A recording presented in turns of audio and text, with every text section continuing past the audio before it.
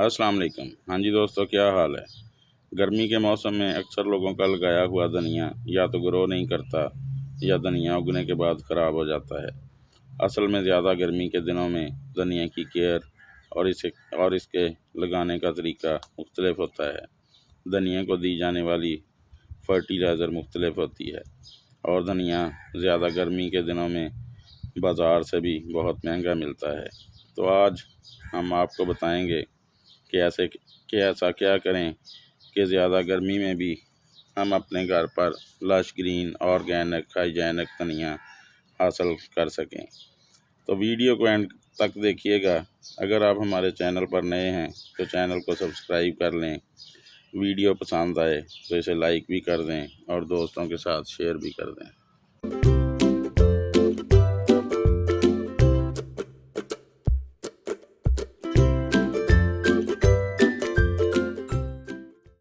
गर्मी के मौसम में धनिया लगाने के लिए हम बल मिट्टी का इस्तेमाल करेंगे जो नर्सरी से हमें मिल जाती है।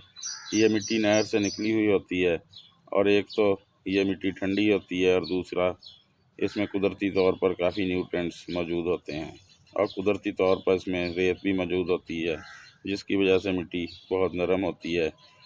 इस मिट्टी में धनिया की ग्रोथ गर्मी के दिनों में भी बहुत अच्छी होती है, क्योंकि मिट्टी नरम होने की वजह से जड़ें बड़ी आसानी से और तेज़ी से ग्रोथ करती हैं। बल मिट्टी में हम लीफ कंपोज यानी पत्तों की खाद का इस्तेमाल करेंगे। ये पत्तों की खाद भी कुदरती तौर पर ठंडी तासीर की हामिल होती है। इसमें नाइट्रोजन की काफ़ी मिकदार मौजूद होती है, जिसकी वजह से हमारा धनिया ज़्यादा गर्मी के दिनों में भी बड़ी अच्छी ग्रोथ करेगा। तो 60% बल मिट्टी ले लें, उसमें 40% यानी 40% तक पत्तों की खाद ऐड कर लें। जब तक बीज स्प्राउटिंग शुरू नहीं करता, गमले की मिट्टी को लाजमी तौर पर माइस्ट रखें, यानी उसमें नमी को बरकरार रखें। धनिया को लगाने के लिए किसी खुले पॉट का इस्तेमाल करें जिसकी गहराई 5 से 6 इंच तक होनी चाहिए। अपने पॉट को पानी देने के लिए 2 इंच तक स्पेस छोड़ दें, ताकि बार बार ज़्यादा गर्मी के मौसम में भी आपको पानी ना देना पड़े।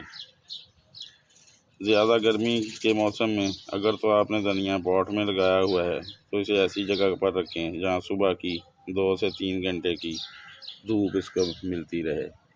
धनिया के बीज वैसे तो आपको आपके किचन से भी मिल जाएंगे, लेकिन बेहतर है कि आप किसी गार्डन शॉप से या किसी अच्छी नर्सरी से ये बीज परचेज़ करें, क्योंकि बाज़ औक़ात किचन वाले से जो हम सीड लेते हैं वो फ्रेश नहीं होते, जिसकी वजह से वो फिर ग्रो नहीं करते। तो इतनी मेहनत करने के बाद अगर हमारा धनिया या कोई दूसरी चीज़ सब्ज़ी भी ग्रो ना करे तो उसका क्या फ़ायदा। तो इसलिए आप नर्सरी से या गार्डन शॉप से ये बीज ले लें। एक तो ये पहले ही 2 हिस्सों में डिवाइड किए होते हैं, जबकि अगर आप किचन से लेंगे तो उनको आपको मसल कर तो 2 टुकड़ों में तकसीम करना पड़ेगा। इस तरह से 2 टुकड़ों में जब ये तकसीम होंगे तो एक बीज से 2 पौधे निकलेंगे। तो ये मैंने मिट्टी का पॉट लिया है और तकरीबन बीज भी सारे मैंने ऑलरेडी लगा लिए हैं ताकि वक्त ज़ाया ना हो। इसमें मैंने को 2-2 इंच के फासले पर आधा इंच गहरे होल किए हैं। तो इस तरह से चुटकी में पकड़ कर तो कोई 8-10 बीज आप इस तरह से होल के अंदर लगा देंगे। ये 2-3 होलों में रहते हैं, वो मैं लगा देता हूँ। बस इतना सा काम है। और इसके बाद इन सारे होल्स के ऊपर हम मिट्टी कर देंगे। तो गर्मियों में इस तरह से लगाए गए सीड बड़े अच्छे ग्रो करते हैं और वैसे भी ये गुच्छों की शक्ल में धनिया निकलता है। कुछ बीज मिस भी हो जाएं यानी ना भी उगें तो उसमें से 90% तो ग्रो कर ही जाते हैं।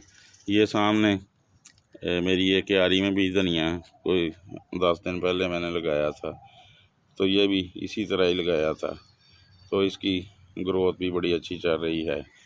तो अगर आपके पास ग्रीन नेट है तो अपने पॉट को उसके नीचे रखें, और अगर ग्रीन नेट नहीं है तो किसी दरख्त वगैरह के नीचे रख दें, ताकि दोपहर की डायरेक्ट सनलाइट इस पर ना पड़े। धनिया ग्रो होने के बाद भी अपने पॉट की मिट्टी में नमी को बरकरार रखें। पानी सुबह या शाम के टाइम दें, और सुबह शाम इस पर अगर अपने स्प्रे पंप की वजह से की मदद से शावर करते रहेंगे तो इसकी ग्रोथ और भी अच्छी होगी। तो बस अब हम अपने इस पॉट को पानी दे देंगे अच्छी तरह से, और इसे किसी सायादार जगह पर रख देंगे। तो इंशाल्लाह अगले 30-35 दिनों के बाद हमें अपने घर पर किचन में इस्तेमाल करने के लिए लश ग्रीन हाइजेनिक धनिया इस्तेमाल करने के लिए मिलेगा। तो वीडियो देखने के लिए बहुत बहुत शुक्रिया। इस तरह की मज़ीद इन्फॉर्मेटिव वीडियो देखने के लिए हमारे साथ जुड़े रहें। चैनल को सब्सक्राइब नहीं किया तो कर लें। दुआओं में याद रखें। अल्लाह आपका हामी और नासिर हो। अल्लाह हाफ़िज़।